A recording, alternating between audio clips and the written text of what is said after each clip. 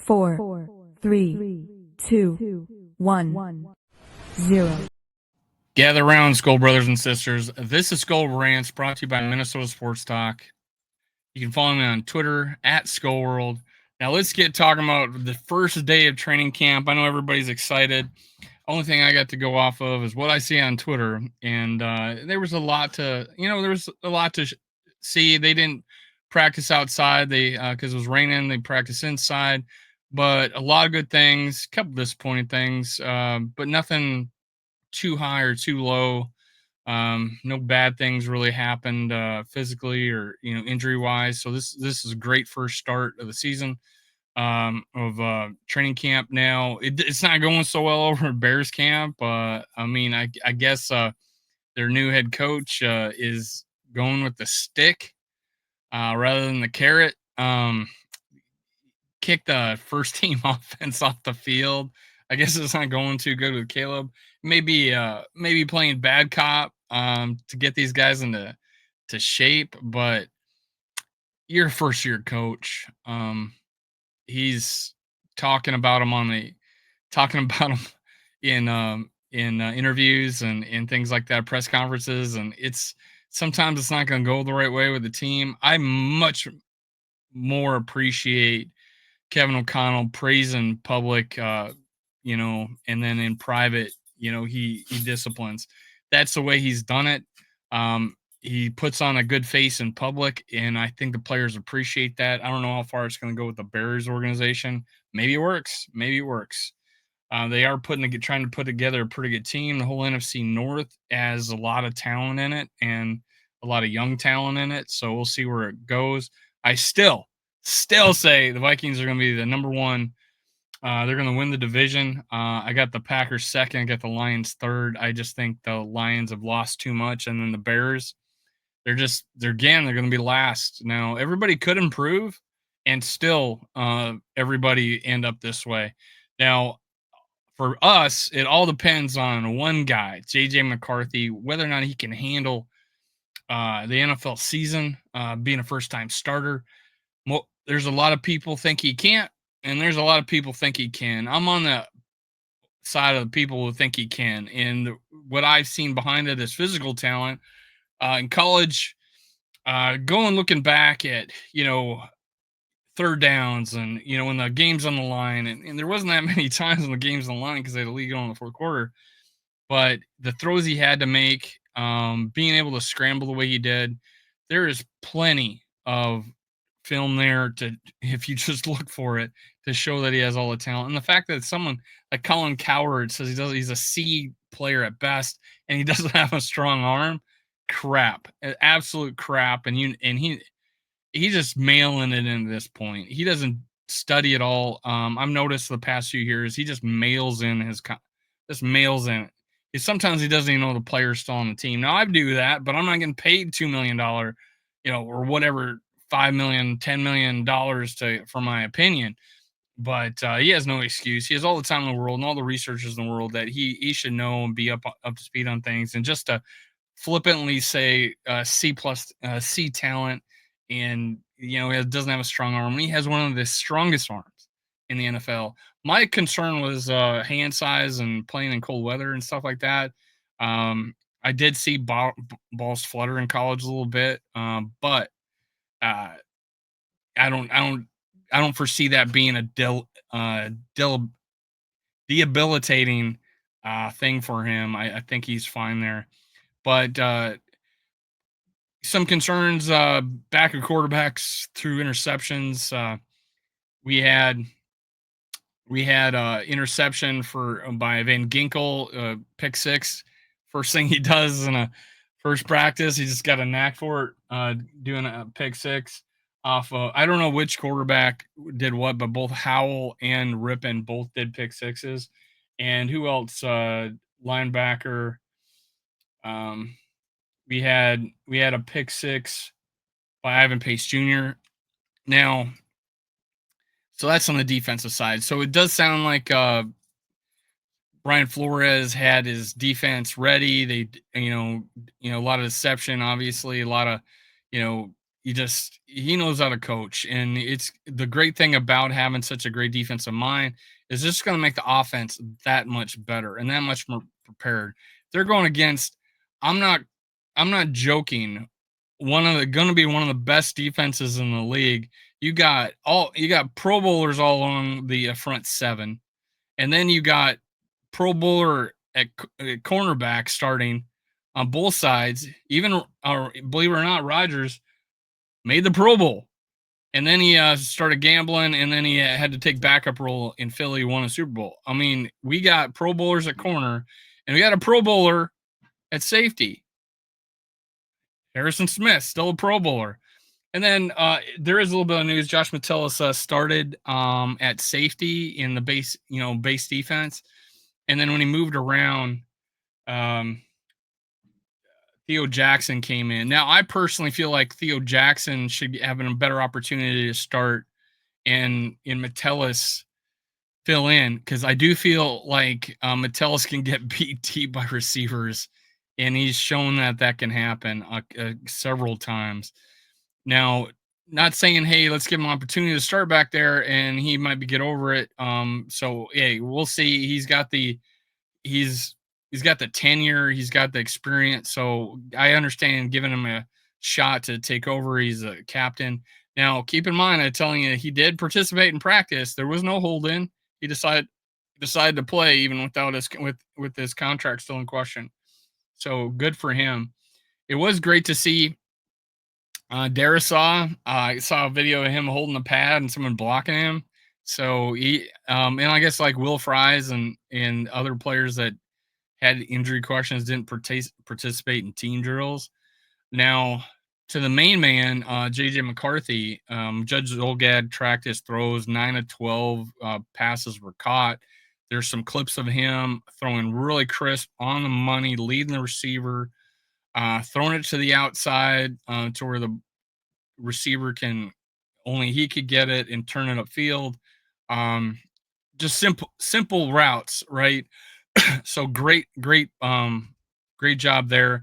But the great throw they made was it was wide open, but Jordan Addison on I don't know the route because he kind of came into the screen, but he broke free down the sideline, caught him, threw it in stride, touchdown.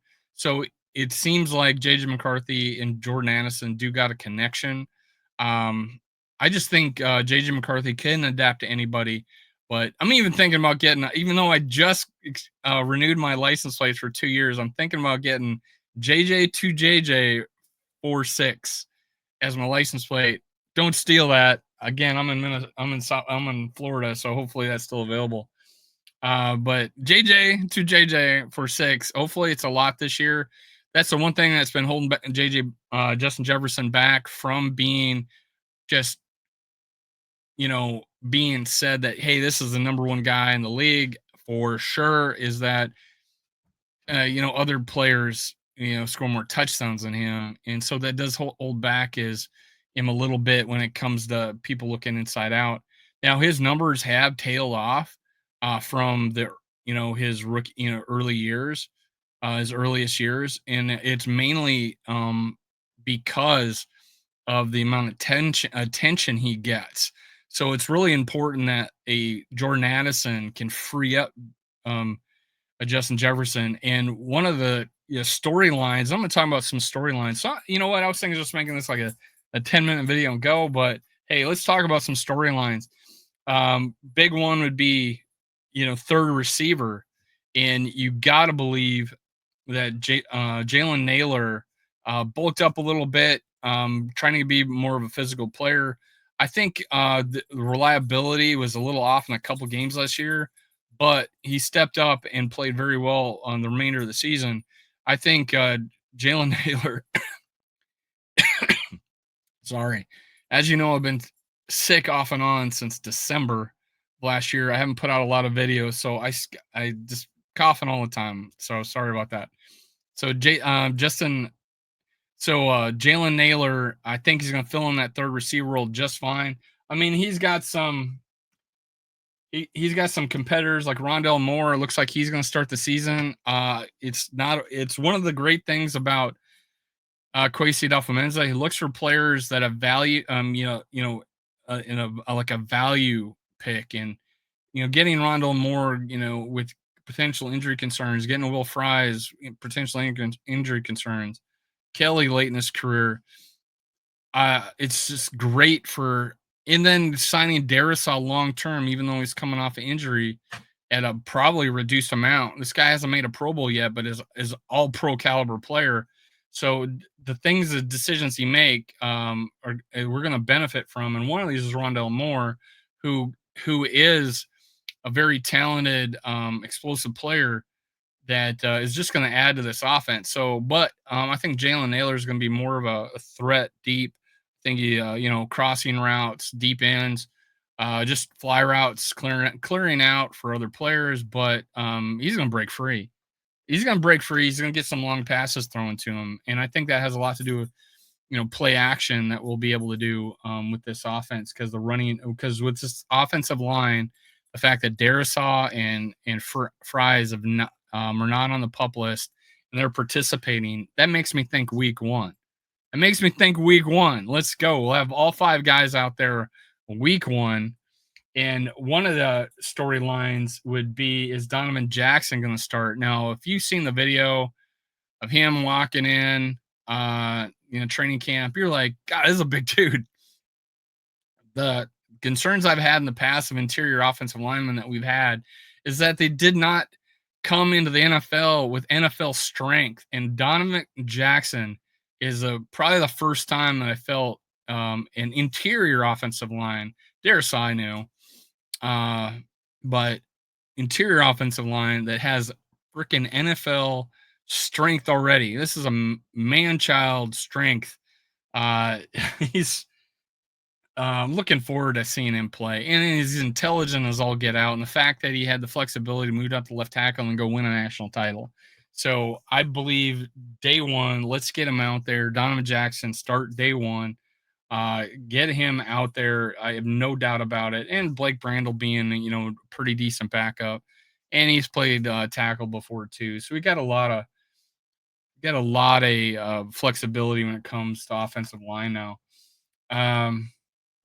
It just the fact that, and I guess storyline Darisaw, is he going to be ready? I think he will. If he's playing week one, if he's already participating in practice, I'm thinking he's ready, and I think he'll be fine. Now, Jonathan, Juwan Hargrave and Jonathan Allen, I think are great additions. Now, my big concern is, will we finally get a internal rush on the internal defensive line? Now, there's a prognosticator out there listed as the number one defensive or front seven in the NFL, not just the NFC North, but in the NFL. So, and with the amount of Pro Bowlers on that front seven, I can't disagree with it. Now, I put this on Twitter. The fact that Jonathan Grenard, Van Ginkel, and Dallas Turner are three outside linebackers, and then you throw in an Ivan Pace and a Blake Cashman, is we got three Pro Bowlers there: Grenard, Cashman, Van Ginkel, and then you throw in Ivan Pace Jr. and Dallas Turner, who's going to get a lot more reps this year. And he's already shown his ability to rush the passer, and he can cover. So, is that the best linebacker core in the NFL? How long has it been since we could say that, hey, look at our linebackers? Holy crap. It's been a while. It's been 10 years, 15, 20 years, to where we've had that elite of talent. Now, we're a 3-4 defense. You need a lot of linebackers. We didn't need as many linebackers in the past because we were 4-3. But 3-4, you got a great mix, deep linebacker core.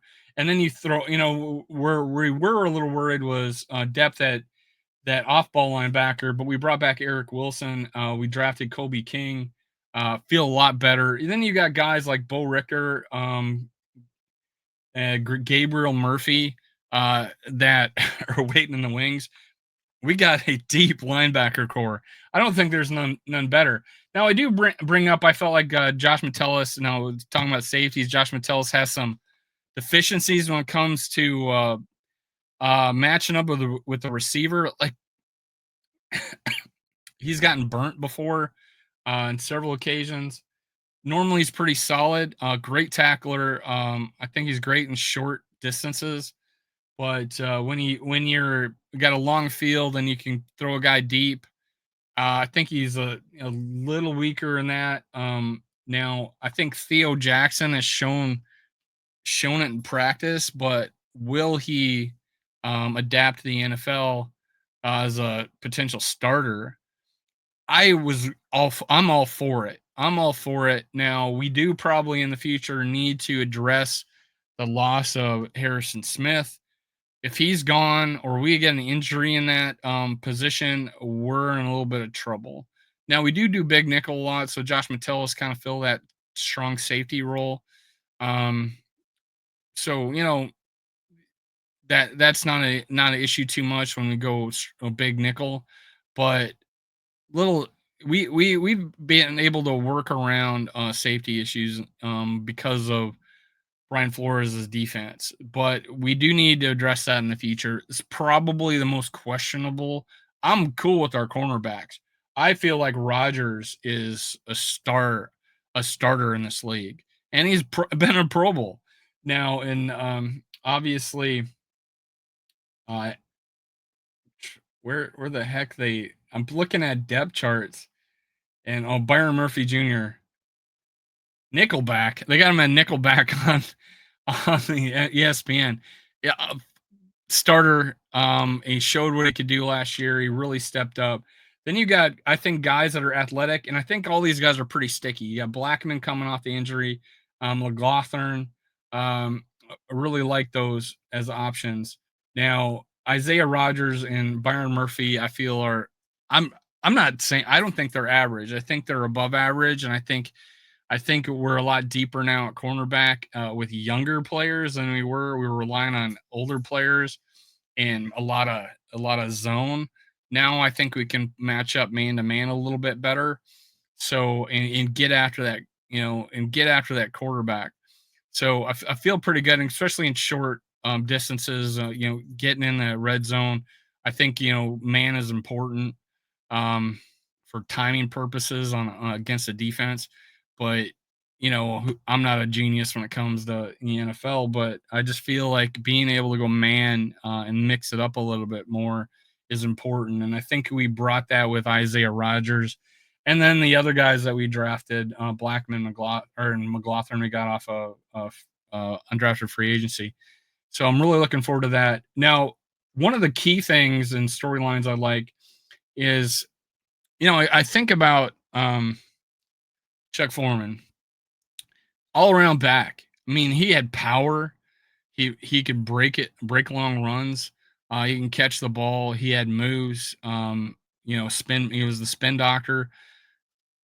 Did we ever have a running back that could do it all? And in these days and age, there's very few that can short yardage, catch the ball, block. What we got going on is the next best thing. We got Aaron Jones and we got Jordan Mason. Jordan Mason is the hammer, and Aaron Jones is more the all around back. His short yardage though is an issue with him, and I think Jordan Mason is going to